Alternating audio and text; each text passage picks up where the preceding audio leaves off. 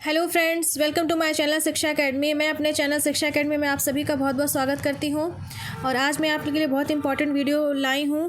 जैसा कि स्क्रीन पे आप देख सकते हैं, टॉपिक है how to make notes from books and PDFs. इसमें मैंने कुछ इंपॉर्टेंट पॉइंट्स लिखे हुए हैं जो कि आपको काफ़ी हेल्प करेंगे कि आपको किस तरह से बुक से नोट्स बनानी है, किस तरह से पीडीएफ से नोट्स बनानी है, जिसको मैं खुद भी इम्प्लीमेंट करती हूँ अपनी राइटिंग में। अपने नोट्स जब बनाती हूँ उस टाइम मैं इम्प्लीमेंट करती हूँ और उसका फ़ायदा भी मुझे मिला है। तो मेरा एफ़र्ट यही है कि अगर ये पॉइंट्स आप भी ध्यान में रखते हैं तो आपको भी ज़रूर कहीं ना कहीं से कुछ ना कुछ फ़ायदा ज़रूर मिलेगा। तो चलिए बिना कुछ देर के इस वीडियो को स्टार्ट करते हैं। और एक रिक्वेस्ट है मेरी कि इस वीडियो को आखिरी तक ज़रूर देखिएगा, जिससे कोई भी इंपॉर्टेंट इन्फॉर्मेशन आपके मिस ना हो। तो चलिए बिना कुछ देर के स्टार्ट करते हैं और जो भी मैंने पॉइंट्स लिखे हैं उस पॉइंट्स के बारे में मैं डिटेल्स में आपको बताती हूँ कि आपको किस तरह से हर हेडिंग के अंदर आपको किस तरह से काम करना है। जैसा कि आप स्क्रीन पर देख सकते हैं, पॉइंट नंबर 1 मैंने लिखा है राइट इन हेडिंग्स, ब्रैकेट में लिखा है डोंट राइट ऑल डिटेल्स। सबसे इंपॉर्टेंट है कि जब भी आप नोट्स बनाते हैं तो उसमें आप सारी इन्फॉर्मेशन जो रीड करते हैं आपको हर चीज़ नहीं लिखनी है।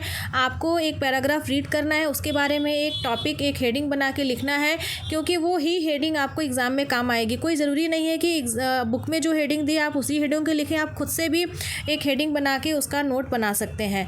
जैसे कि पैराग्राफ में किसी बुक में अगर काफ़ी डिटेल्स में लिखा है, अगर आप पूरा पैराग्राफ लिखना जाने लगेंगे तो आपका बहुत ज़्यादा टाइम वेस्ट होगा। फॉर एग्जांपल अगर वैल्यू एजुकेशन है, अगर पीस एजुकेशन पे कोई टॉपिक दिया हुआ है तो आप वहाँ पे पीस एजुकेशन की एक डिफिनीशन लिखेंगे, एक ऑथर का उसमें कोट्स लिखेंगे।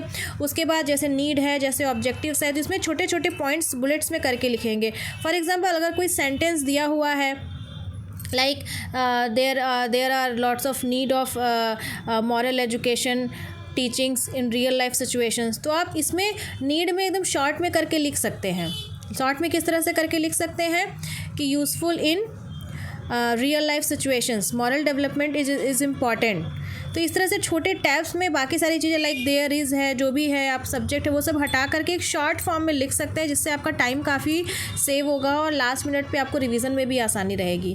पॉइंट नंबर 2 की तरफ चलते हैं। मैंने लिखा है पॉइंट नंबर 2 में write important quotes which you related with your knowledge and easy to remember. For example अगर आप किसी भी टॉपिक, फॉर एग्जाम्पल लेते हैं पीस एजुकेशन की बात करें, तो उसमें आप ऐसा नहीं है कि अगर उसमें 4-5 राइटर्स के कोर्स लिए आप सबको याद करने हैं। आप 4-5 राइटर्स के कोर्स को पढ़िए, उसके बाद जो आपको कोर्स अच्छा लगता है, क्योंकि डेफिनेटली जिससे आप रिलेट कर पाएंगे, जो आपको अच्छा लगेगा, जिसको आप आसानी से समझ पा रहे हैं, वही कोर्स आप अपने कॉपी में नोट डाउन करिए।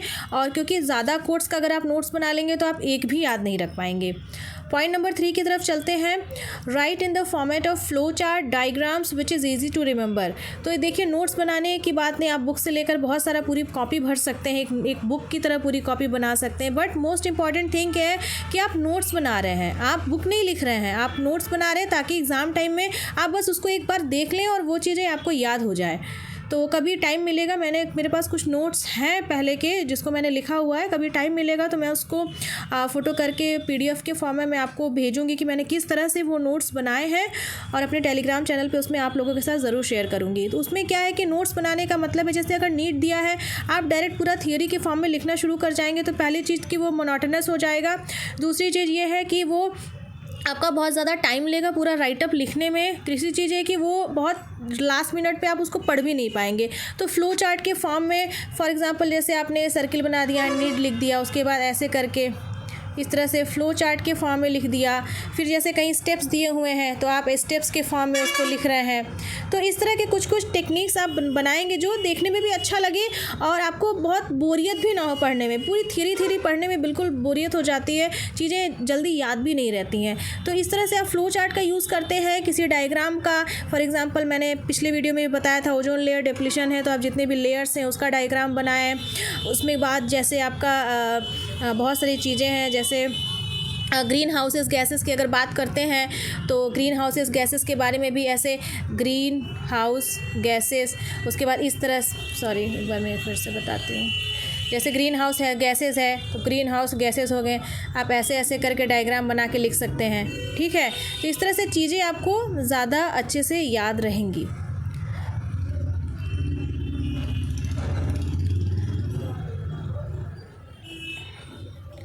फिर उसके बाद मैंने नेक्स्ट पॉइंट पे लिखा है right factual information thoroughly and neatly. तो इसका मतलब ये है कि जैसे कोई भी आप सब्जेक्ट पढ़ रहे हैं तो उसमें जो भी फैक्चुअल इन्फॉर्मेशन है, जैसे कोई सन दिया है कि जैसे किसी ऑथर ने कोई बुक लिखी, किस सन में लिखी, या कोई कमीशन आया वो किस ईयर में लिखा, किस ईयर में आया, इस तरह के फैक्चुअल इन्फॉर्मेशन जो आप मतलब आप याद नहीं रख सकते, बिना उसके आपको काम नहीं चलेगा। तो उन सारी फैक्चुअल इन्फॉर्मेशन को एक अच्छे से नीटली उसको लिखिए।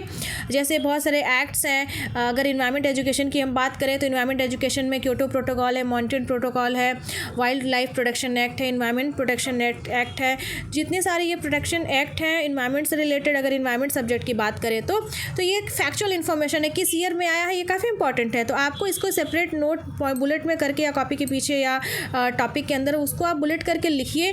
और जब ये सब ऐसी चीज़ें, अगर इन्वायरमेंट का कोई भी अगर आप एक्सटर्नल एग्ज़ाम में आप लिख रहे हैं तो हर क्वेश्चन में आप ये डाल सकते हैं कि अकॉर्डिंग टू दिस एक्ट, या इससे रिलेटेड एक एक्ट है, इस एक्ट में ये चीज़ें दी हुई हैं, इंट्रोडक्शन में या कंक्लूजन में आप उसका यूज़ कर सकते हैं इफेक्टिवली। तो उसके लिए आपको ईयर याद होना बहुत ज़रूरी है, क्योंकि अगर ये ईयर लिखते हैं तो एग्जामिनर के ऊपर ब्रैकेट में ईयर लिखेंगे तो एग्जामिनर कॉपी चेक करेगा, तो काफ़ी अच्छा इम्पैक्ट पड़ेगा उसका कि ये तो सॉरी फॉर डिस्टर्बेंसेस, इलेक्शंस के प्रमोशंस काफ़ी ज़ोरों शोरों से चल रहे हैं। तो खैर वॉट एवर, अभी पॉइंट नंबर 4 के बारे में मैंने बताया कि आपको इन्फॉर्मेशंस को नीटली लिखना है।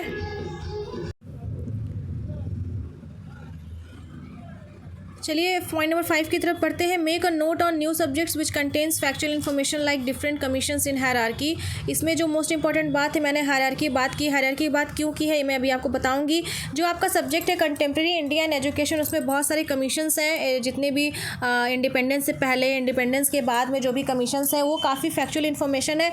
तो अगर आप उसको एक हायरार्की में याद करते हैं, एक सीरीज़ में याद करते हैं, तो वो काफ़ी एक अच्छी बात है। क्योंकि आप कहीं भी जैसे आप लिख रहे हैं उसके बाद अलग से एक फ्रंट पेज पे इंडेक्स नहीं, फ्रंट पेज पे अलग से लिखिए ये कमीशन इस ईयर में, उसके नीचे ये कमीशन, उसके नीचे ये कमीशन, एक इस तरह से लिख लीजिए, क्योंकि ये लास्ट मिनट के रिवीजन पे काफ़ी काम आएगा। अदरवाइज़ उसके नोट्स तो आप बनाते रहे, लेकिन हायरार्की में याद करते हैं जैसे, तो चीज़ें रिलेट करके आप याद करते हैं कि जैसे फॉर एग्जांपल कोठारी कमीशन आया 1964 में, उसके क्या क्या रिकमेंडेशंस हैं। उसके बाद अलग अलग जितने मुदालियर कमीशंस आए हैं, राधा कृष्णन कमीशंस आए हैं, फिर न्यू एजुकेशन पॉलिसी आई है आपकी 1968 में, फिर 86 में आपकी न्यू एजुकेशन पॉलिसी आई है, फिर उसके बाद अभी 2020 में। जब आप रिलेट करके पढ़ेंगे उन चीज़ों को तो ज़्यादा देर तक याद रहेगा कि इस पॉलिसी में क्या कमियाँ खामियाँ थी, फिर इस पॉलिसी में क्या क्या इंप्रूवमेंट किया गया, या फिर अभी न्यू एजुकेशन पॉलिसी 2020 आई है, उसका वीडियो मेरे नोट्स मैंने उसका बनाया है, न्यू एजुकेशन पॉलिसी 2020 का, वो आपको मेरे चैनल पे मिल जाएगा करंट अफेयर के नाम के प्लेलिस्ट में।